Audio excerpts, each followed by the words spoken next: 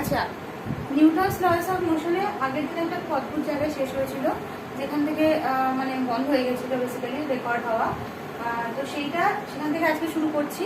আমরা এই জায়গা থেকে পড়া শুরু করেছিলাম যে একটা লিফটে যদি একটা লোক থাকে এবং লিফটটা ওপরের দিকে চলতে থাকে বা নিচের দিকে নামতে থাকে, তাহলে সেক্ষেত্রে তার উপরে কিরকম পরিমাণ ফোর্স কাজ করবে বা তার ইকুয়েশন অফ মোশনটা কিরকম হয়।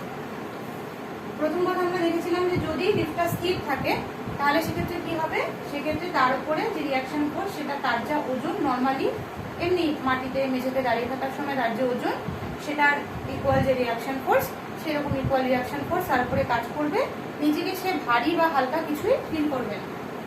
সেকেন্ড কি আমরা দেখেছিলাম যে যদি কোনো অ্যাক্সিলারেশন ও নিয়ে সে উপরের দিকে ওঠে তাহলে তার উপর নেট ফোর্স যেটা কাজ করবে সেটা কি আর মাইনাস এমজি, সেটা ইকুয়াল টু হবে এম এ, এইটা হবে ইকুয়েশন অফ মোশন। ঠিক আছে, এটা হচ্ছে নেট ফোর্স, সেটা equal to mass into acceleration. সেখান থেকে আর এর মান বেরিয়েছিল এম ইন্টু জি প্লাস কে।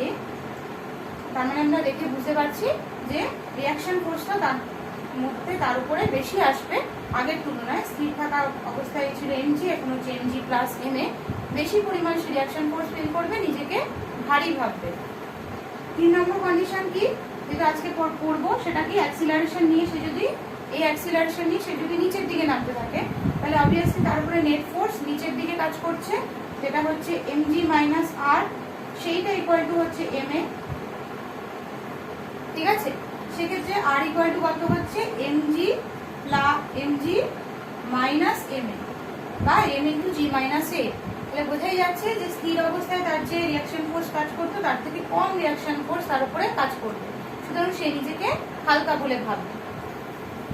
আরেকটা কন্ডিশন কি হতে পারে, যদি কোনো কারণে লিফটটা ছিঁড়ে যায়, দুর্ঘটনাগ্রস্ত হয়, লিফটটা ছিঁড়ে যায়, সেক্ষেত্রে লিফটটা একদম ফ্রি ফল হবে, মানে তার যে অ্যাক্সিলারেশন নিয়ে সে নিচে নামবে সেটা হবে আমাদের অভিকর্ষজ ত্বরণের সমান।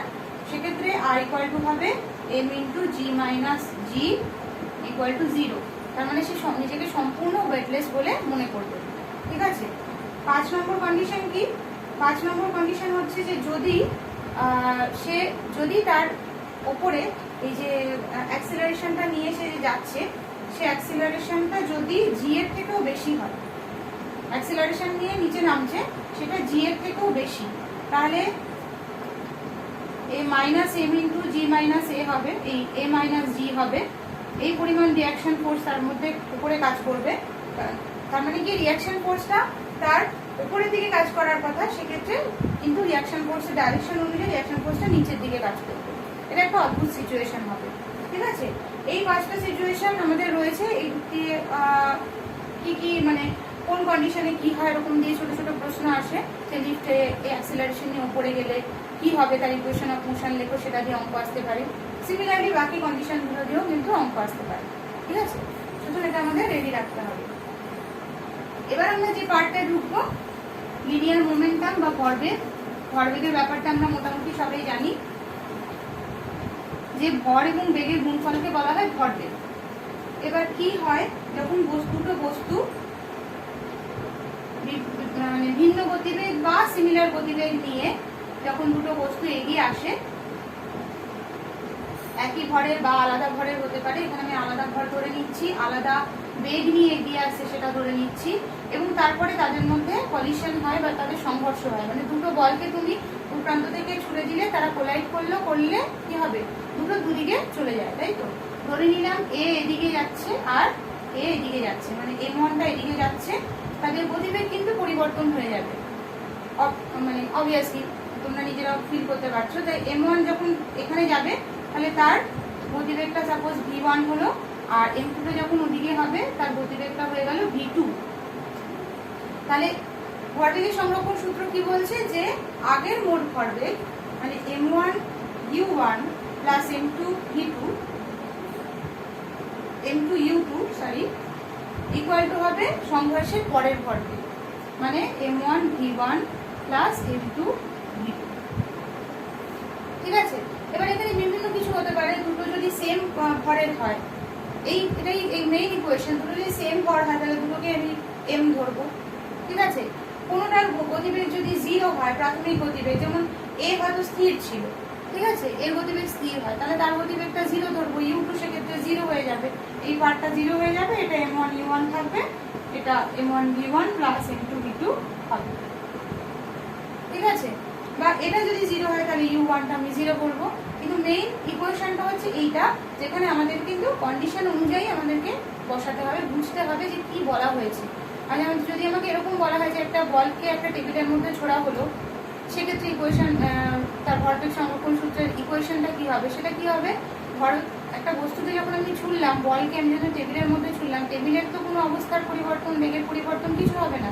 টেবিলের ক্ষেত্রে ইনিশিয়াল গতিবেগটাও 0 থাকবে, ফাইনাল গতিবেগটাও 0 থাকবে, এর গতিবেগ u1 আর v1 হয়ে যাবে। সেক্ষেত্রে কি হবে, ইকুয়েশনটা ছোট হয়ে যাবে কি m1u1 = m1v1। তাহলে টেবিলের তো প্রাথমিক গতিবেগ, অন্তিম গতিবেগ দুটোই 0, ঠিক আছে। তাহলে এরকম বিভিন্ন কন্ডিশন অনুযায়ী আমাদেরকে ইকুয়েশনটাকে ইউজ করতে হবে।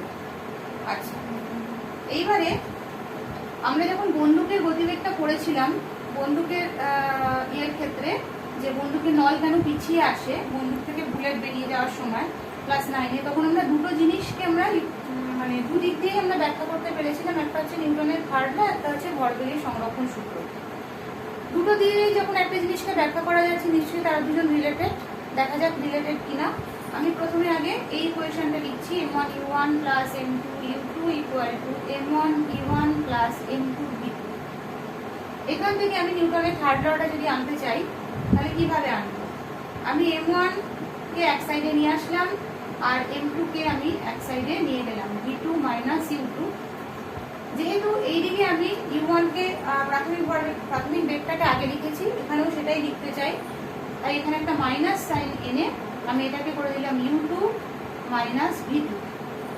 এবার আমি দুটোকেই দু সাইডে t দিয়ে ভাগ করে দিতে পারি, ঠিক আছে।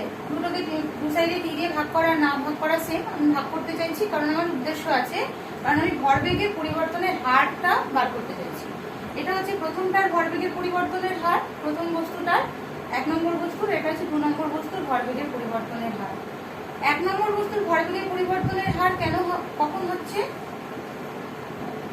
2 নম্বর বস্তু 1 নম্বর বস্তুর উপর যে বলটা প্রয়োগ করছে F21, 2 নম্বর বস্তু 1 নম্বর বস্তুর উপর, এটা 2 নম্বর, এটা 1 নম্বর, 2 নম্বর বস্তু 1 নম্বর বস্তুর উপর যে বলটা প্রয়োগ করছে, তার ফলে 1 নম্বর বস্তুর ভরবেগের পরিবর্তন হয়।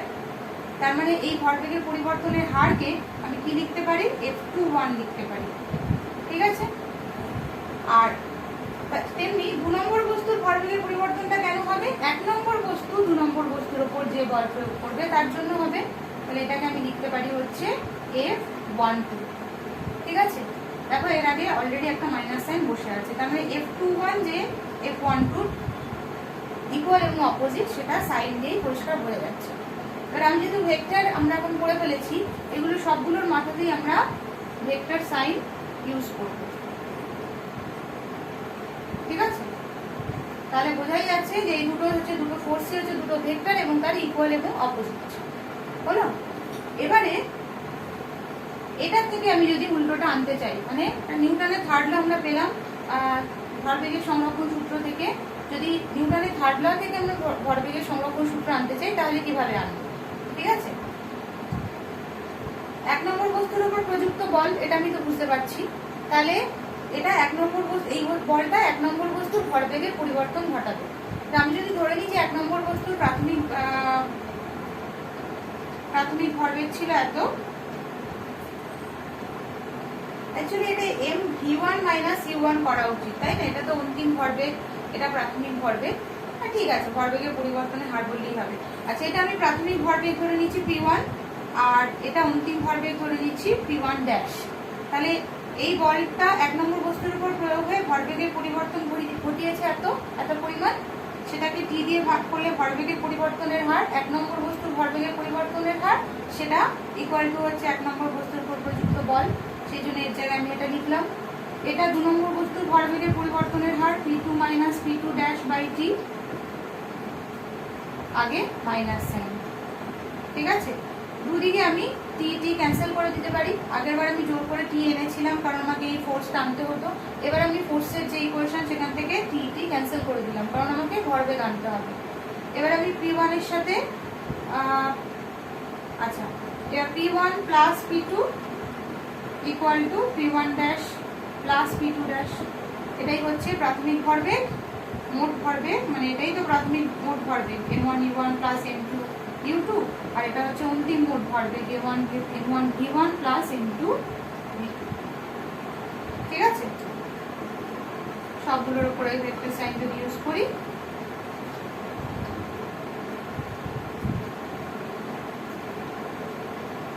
ঠিক আছে, তাহলে এইভাবে তার মানে দুটোর থেকে কনভার্ট করা আছে। ওই জন্য কিন্তু আমরা বন্দুকের পিছিয়ে পড়াটাকে আমরা ব্যাখ্যা করতে পারতাম। বন্দুকের পিছিয়ে পড়াটা যেমন কি ছিল, যে একটা বন্দুক রয়েছে, সেই বন্দুকের ভর যদি ক্যাপিটাল এম হয় আর তার থেকে যে গুলিটা বেরোচ্ছে তার ভর যদি স্মল এম হয়, সে যদি ইউ গতিবেগে সামনের দিকে বেরিয়ে যায় আর তার ফলে বন্দুকটা যদি ভি গতিবেগ প্রাপ্ত হয়, তাহলে ইনিশিয়ালি যখন গুলিটা ভেতরে ছিল, বন্দুক থেকে আমি গুলিটাকে ছুড়িয়ে নিই, তখন ইনিশিয়ালি দুজনেরই ভরবেগ 0। সুতরাং এম, তখন টোটাল ভর ছিল এম প্লাস এম, বেগ ছিল 0। সেইটা ইকুয়াল টু হবে কি পরের মোট ভরবেগ, তার মানে M V plus M U. সেখান থেকে আমরা কি পেয়েছিলাম, আমরা বন্দুকের বেগটা বার করতে চেয়েছি, ভি ইকুয়াল টু পেয়েছিলাম কি minus M by capital M V. আমি কি বার করতে চাইছি, হ্যাঁ ইউ। তার মানে কি, যে বন্দুকের যে বেগ সেটা হবে গুলির যে বেগ যেদিকে হবে তার উল্টো দিকে। ঠিক আছে, এবং তার ওয়েটেজ হবে ডিপেন্ডিং অন যে গুলির ভর কত আর বন্দুকের ভর কত, তার উপর ডিপেন্ড করে কতটা পরিমাণ তার বেগ হবে, সেই ওয়েটেজটা বেরোবে। ঠিক আছে, তাহলে এটাই আমরা তৃতীয় সূত্র দিয়ে কিভাবে বলেছিলাম, যে যেহেতু গুলিটা বেরিয়ে যাচ্ছে তার রিয়াকশন ফোর্স কাজ করছে উল্টো দিকে, যার ফলে বস্তুটা এই বন্দুকটা পিছনের দিকে পিছিয়ে আসছে। রিয়াকশন ফোর্সে আমরা কারণটা ব্যাখ্যা করতে পারি। আর ভরবেগের সংরক্ষণ সূত্র দিয়ে সুবিধা হচ্ছে, ভরবেগের সংরক্ষণ সূত্র দিয়ে আমরা একবারে গতিবেগের মানটা কত সেটাও পর্যন্ত বার করে দিতে পারি, যে তার ওয়েটেজটা কত। কারণ আমরা যদি গুলির ভর বন্দুকের ভর জানি, তাহলে ওই ইকুয়েশন থেকে বার করে দিতে পারবো যে কত বেগে ও পিছিয়ে আসবে। ঠিক আছে, এটাই সুবিধা। আচ্ছা, এইবারে হচ্ছে যে দুটো কন্ডিশন আমরা দেখবো, যে একটা হচ্ছে যে যদি এরকম যা দেখলাম আমরা সংঘর্ষ এরকম না দেখে আমরা যদি এরকম দেখি যে কোনো একটা বস্তু দিয়ে আরেকটা বস্তুর সাথে অ্যাটাচ হয়ে যাচ্ছে। সাপোজ তুমি সাইকেল চালিয়ে যাচ্ছ একটা নির্দিষ্ট গতিবেগে, ঠিক আছে, তুমি সাইকেল চালিয়ে যাচ্ছ, তোমার ভর এম, তুমি একটা নির্দিষ্ট গতিবেগে যাচ্ছ, ঠিক আছে, আর তোমার বন্ধু ও পিছন থেকে দৌড়ে দৌড়ে এসে কি করলো, ও এসে তোমার সাথে গিয়ে তোমার ক্যারিয়ারে এসে বসে পড়লো। ইমিডিয়েটলি তুমি কি ফিল করবে, একটা ফোর্স ফিল করবে, এবং এটাও ফিল করবে যে তুমি কিছুটা ওই ফোর্স ফিল করার ফলে তুমি কিছুটা ডিসব্যালেন্স হয়ে যাবে, তোমার গতিবেগ ইনিশিয়ালি কমে যাবে। আগে যে গতিবেগ তুমি চালাচ্ছিলে যে পরিমাণ প্যাডেলিং করে, এখন কিন্তু ওই একই পরিমাণ বেগে যেতে গেলে তোমাকে বেশি পরিমাণ প্যাডেলিং করতে হচ্ছে। ঠিক আছে, এবার এই জিনিসটা কেন হচ্ছে, কিভাবে হচ্ছে, সেই ব্যাখ্যাটা আমরা দেখব। ফোর্স যেটা ফিল করলে আমরা ওটাই বার করবো যে কতটা পরিমাণ ফোর্স আমি ফিল করছি, এবং সেই পরিমাণ ফোর্সের ফিল করার ফলে আমার অ্যাক্সিলারেশন কিরকম ভাবে চেঞ্জ হচ্ছে। ঠিক আছে, আগে যে অ্যাক্সিলারেশন ছিল তাতে কিরকম ভাবে চেঞ্জ হয়ে যাচ্ছে। আচ্ছা, এটা করতে গেলে আমরা প্রাথমিক কি বলে ভরবেগটা আগে দেখবো। পি প্রাথমিক ভরবেগ কত, এমভি, এটা এমভি প্লাস ইউডিএম। ঠিক আছে, এটা হচ্ছে বন্ধুর ভরবেগ, এটা হচ্ছে তোমার ভরবেগ। এরপরে যখন তুমি যখন অ্যাটাচ হয়ে গেল আর কি, এটা অ্যাটাচ হওয়ার আগের মুহূর্তে, যে মুহূর্তে অ্যাটাচ হয়ে গেল তখন কত হলো, তখন তোমাদের টোটাল ভর হলো এম প্লাস ডিএম, আর গতিবেগটা আমি ধরে নিলাম গতিবেগের চেঞ্জ হয়েছে ডিভির পরিমাণ, সেটা কমেছে না বেড়েছে সেটা আমি এখনই যাচ্ছি না, চেঞ্জটা আমি ভি প্লাস ডিভি দেখিয়ে দিচ্ছি। ডিভি মানে চেঞ্জ বোঝানো। ঠিক আছে, আচ্ছা, তাহলে এখান থেকে P plus DP minus P আমি যদি করি, P plus DP minus P, তাহলে এখানে কত আসছে, MV plus MDV plus VDM plus DMDV, যেটা ওই ডিএমডিভিটাকে আমি মানে নেগলেক্ট করছি, তার কারণ ডিএমডিভি দুটোই খুব ছোট ছোট, মানে কম পরিমাণ, তাদেরকে যখন গুণ করবো আরো কম হয়ে যাবে। যেমন দুটো 0.1কে গুণ করলে আর চলে আসে 0.01, 0.1-এর থেকে অনেক কম। ঠিক আছে, 0.1-এ 10 ভাগের 1 ভাগ চলে আসে। সুতরাং আমি ডিএমডিবিটাকে নেগলেক্ট করতে পারি, কিন্তু সেটা পাশে লিখতে হবে, যেগুলো তোমাদের বইতেও লেখা আছে। তাহলে আমি যদি মাইনাস করি, মাইনাস এখানে কত আসছে, মাইনাস এমভি মাইনাস ইউডিএম। ঠিক আছে, তাহলে এখান থেকে এমভি এমভি কেটে যাবে, এই সাইডে ডিপি ইকুয়াল টু আসলো এমডিভি প্লাস ভিডিএম, বা একবারে আমি যদি লিখি ভি মাইনাস ইউ ডিএম। এবার আমি এই ফোর্স বার করতে চাইছি। ফোর্স বার করা মানে কি, ইনফাইনাইটেসিমাল চেঞ্জ অফ বার করেছি, ডিপি লিখেছি মানে ইনফাইনাইটেসিমাল চেঞ্জ অফ ভরবেগ, তাকে ইনফাইনাইটেসিমাল চেঞ্জ অফ টাইম দিয়ে ভাগ করতে হবে। তাহলে ডিপি ডিটি ইকুয়াল টু কি হবে, M DV DT plus V minus U BM DT. ঠিক আছে, এবারে একটা জিনিস, এই ডিপিডিটিটাই হচ্ছে ফোর্স, যে পরিমাণ ফোর্স তুমি ফিল করলে আর কি ও এসে বসার পরে। এবার একটা জিনিস আমাদের দেখায় যে ভি মাইনাস ইউটা কি অ্যাকচুয়ালি ভি কি ইউ এর থেকে বেশি হবে না ইউ ভি এর থেকে বেশি হবে। তুমি যে গতিবেগে সাইকেল চালাচ্ছ তার থেকে বেশি গতিবেগে ও দৌড়ে না আসলেও কিন্তু তোমাকে ধরতেও পারবে না, সাইকেলে উঠতেও পারবে না। সুতরাং অবভিয়াসলি ইউ এর মানটা ভি এর থেকে বেশি হতে হবে দৌড়ে এসে বসার জন্য। তাহলে সেটাকে আমি কি করলাম, সেটাকে আমি করে আমি এটাকে মাইনাস ইউ মাইনাস ভি ডিএমডিটি লিখলাম। এবার ইউ মাইনাস ভিটাকে আমি কি লিখতে পারি, ইউ এর বন্ধুর রিলেটিভ ভেলোসিটি, আমার সাপেক্ষে বন্ধুর রিলেটিভ ভেলোসিটি বলতে পারি, তাই তো। ইউ মাইনাস ভিটাকে লিখবো হচ্ছে ইউ রিলেটিভ ডিএমডিটি। ঠিক আছে, তাহলে ফোর্স ইকুয়াল টু কি হচ্ছে এম ডিভিডিটি প্লাস এত। তাহলে এম ডিভিডিটি মানে হচ্ছে এম এ। ঠিক আছে, তাহলে ফোর্স ইকুয়াল টু কত হচ্ছে, ফোর্স ইকুয়াল টু হচ্ছে M A minus U relative DMDT, বা M A equal to F plus U relative ডিএমডিটি।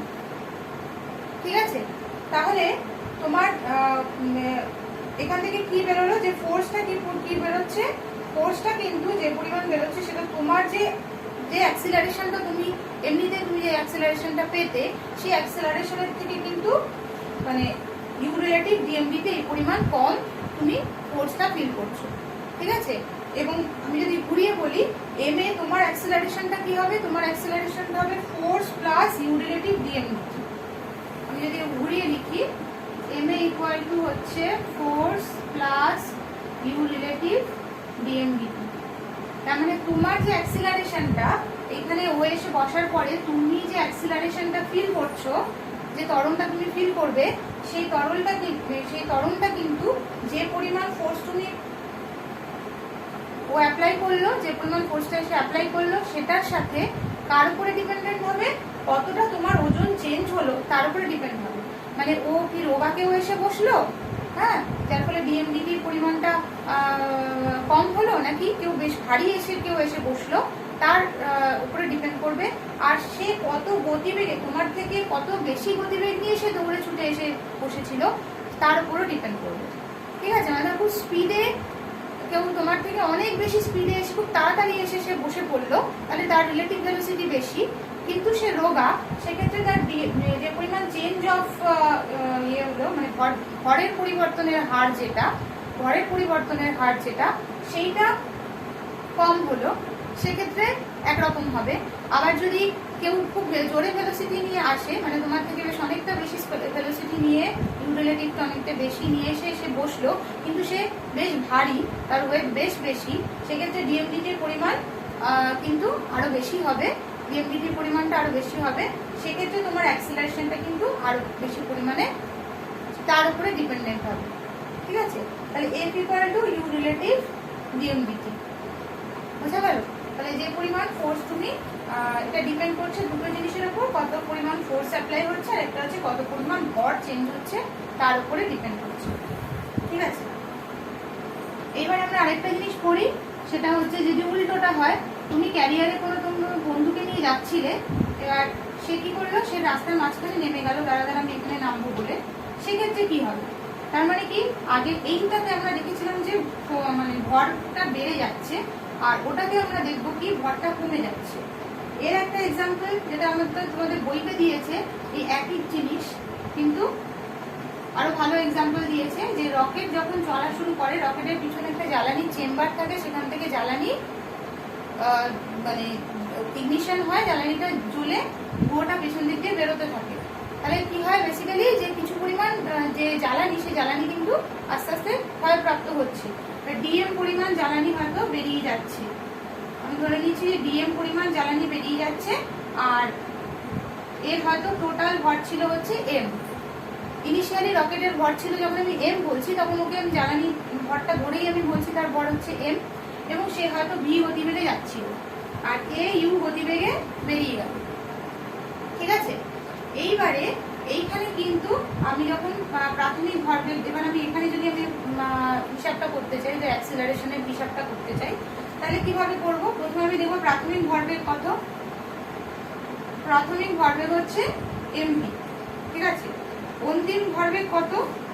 অন্তিম ভরবেগ কিন্তু কি হবে, প্রথমত হচ্ছে এর ভরটা কমে গেছে ডিএম পরিমাণ, এম মাইনাস ডিএম। ঠিক আছে, অটোমেটিক্যালি বেগ কিছু পরিমাণ বেড়ে যাবে, কতটা বেড়ে যাবে সেটা ভি প্লাস ডিভি বলে দিচ্ছি। ঠিক আছে, তার সাথে এর এ কত পরিমাণ বেগ নিয়ে বেরোচ্ছে? ইউ পরিমাণ। কিন্তু এ কার সাপেক্ষে বেরোচ্ছে? কার বডি থেকে বেরোচ্ছে? এর বডি থেকে। সুতরাং এর রিলেটিভ ভেলোসিটিটা বার করতে হবে যে এর সাপেক্ষে কত বেগ নিয়ে ও বেরোচ্ছে। ঠিক আছে, কত বেগ, যতক্ষণ কেউ না এসে তোমার সাথে অ্যাটাচ হচ্ছে ততক্ষণ তার ইয়েটাকে আমি আলাদা করে ধরতে পারি, বেগটাকে। কিন্তু যখন কোনো একটা পার্ট থেকে, কোনো একটা বডির পার্ট থেকে কেউ বেরিয়ে যাচ্ছে, তখন কত আপেক্ষিক ভেলোসিটি নিয়ে বেরোচ্ছে সেটার উপর ডিপেন্ড করবে।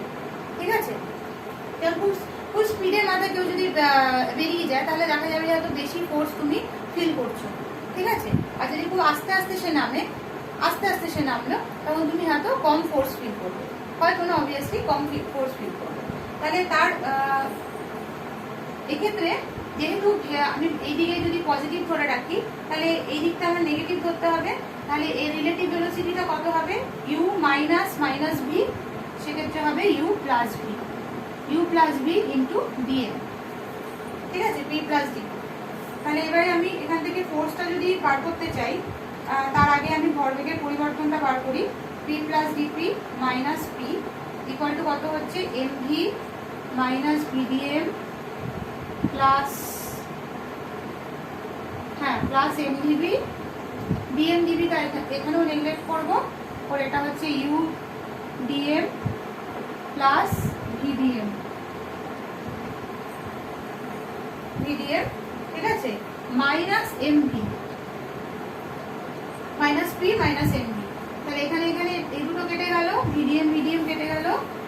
তাহলে এবার যা পড়ে থাকলো এমডিবি প্লাস ইউডিএম। এবার আমি যদি ডিপি ডিটি করি ফোর্সটা বার করার জন্য, তাহলে কত হচ্ছে? M DV DT plus U DM DT.